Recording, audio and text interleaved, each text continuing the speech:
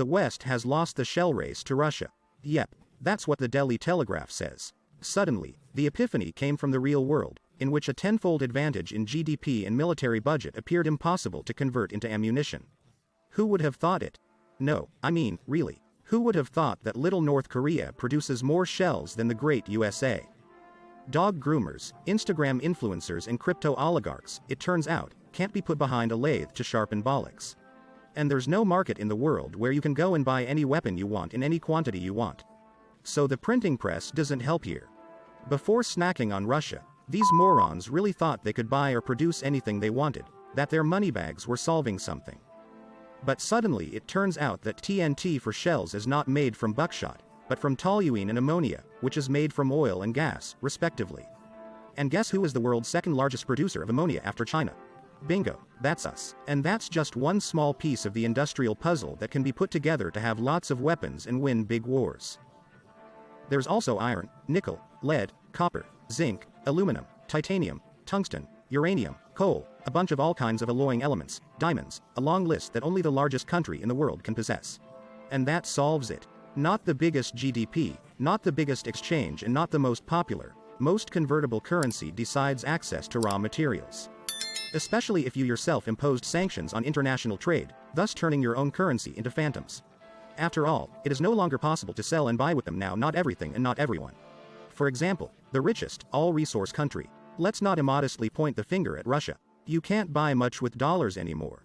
The Russians, you see, demand these totalitarian rubles for their goods. But to get rubles, you have to sell something to the Russians first. Why? I'd like to sell the smell of freedom, but Russians haven't had any demand for it at all for some time.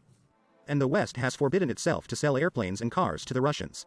Well, who needs such a currency that can't really buy anything? And what will happen next with this currency is not clear either. A big dollar deposit is now a bomb with a lit fuse. And everyone is now throwing it at each other in circles like Chinese special forces throw a grenade in training. Something tells me this whole thing is going to rumble soon. And it seems to us that our neighbors, with whom we are currently in conflict, will later be proud of themselves and tell their grandchildren how they caused the death of the world's greatest alliance. Breathe, Mikala, we've brought NATO to ruin. Go down in world history, so to speak. Fucking Medas. In case anyone didn't know, King Medas turned everything he touched into gold. Well, our neighboring Medas turn everything into manure. Well, it's not our first time, it's just a matter of time. But more importantly, it was all so predictable and obvious that I've long just marveled at who's running them. Instead of democracy, it's a natural idiocracy. Like that movie with the African-American president of the United States that almost set off a famine by watering wheat fields with popsicola. You don't know where to look for models of proper social organization. At least for arguments on the internet, everywhere you look, Marasmus is screaming. Here's a look. This is an actual shell factory in the US. The Army ammunition plant in Scranton, Pennsylvania, is producing rocket casings, many of which will be sent to the military in a country with which we are in conflict, for their defense against invasion. And so the New York Times took a tour of the production of these missiles before they are shipped to Iowa, where they are stuffed with explosives. The footage shows Operation Cold Control. The worker inserts a long stick with a light bulb on the end to visually inspect the inside of the workpiece. The test consists of blunt inspection with the eyes. Are there no holes or through cracks in the casing? If it passes inspection, the part goes through two paint rollers. One is pink, one is yellow. These markings help workers identify which production lot each part belongs to. Please note the beautiful modern equipment in excellent condition. That's irony, in case anyone didn't get it. Separately, the idea of driving empty shell casings from Pennsylvania to Iowa just to stuff explosives into those casings is a separate one. And so the trains buzzed along the crumbling American railroads across half the country. They loaded it here, unloaded it there, did something, loaded it again, drove it halfway across the country, unloaded it, and so on and so forth. A bunch of people are loading, unloading, and hauling back and forth. And then the shell goes from $2,000, which in itself is much more expensive than it costs the Russians, to $8,000, which is already a real cosmos, because shells go off in millions of pieces in war. And by the way, did you know that the US, which is experiencing a wild shortage of 155mm shells, has not put in a single new production line? All of the production growth has come from working on old lines built for World War II on 3 shifts without weekends. That reserve has already been exhausted, and no one wants to build a new production facility, and most likely they simply cannot, including for economic and technical reasons. Also, The Americans take the shell blanks stupidly on forklift forks and pile them up. They don't even have special containers for transportation of billets. What good is control if in the process of in-shop transportation the workpieces are dropped on the floor and piled on top of each other until the stack collapses and crushes another worker? The French used to produce 400 shells of 155mm caliber a month. No, not 400,000, just 400 grand a month. Now they have strained themselves, introduced a 3-shift system and are producing 650 shells a month. For the whole of France, and already at that number they are crying that they lack explosives and artillery powder. Suddenly France has no artillery powder production at all.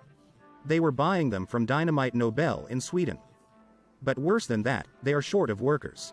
No one wants to break down behind an ancient machine in a war factory. That's it, the same plant in Scranton. An American worker in tattered overalls is supposedly measuring the diameter of a billet.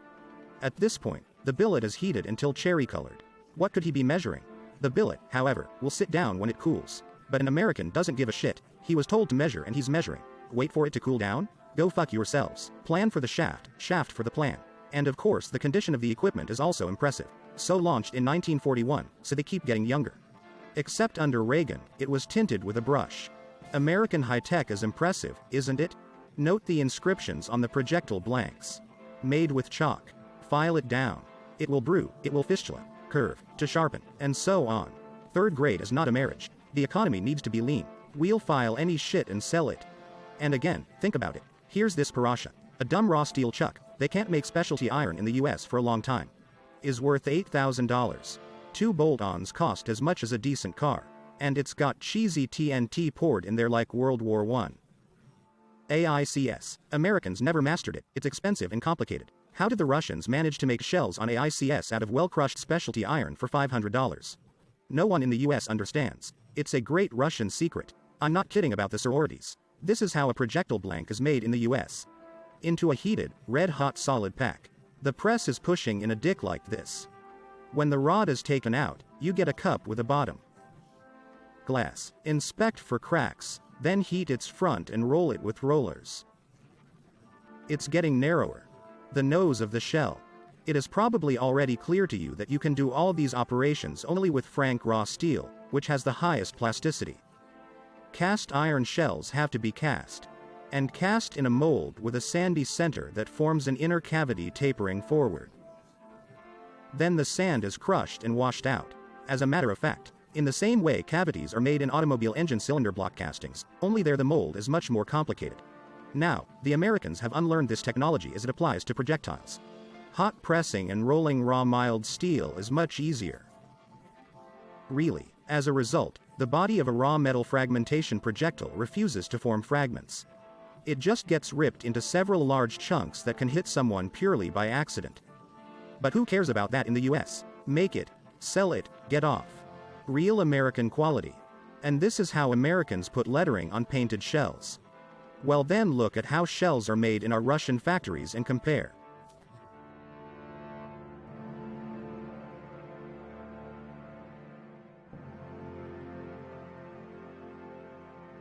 Dynamic music, disturbing music.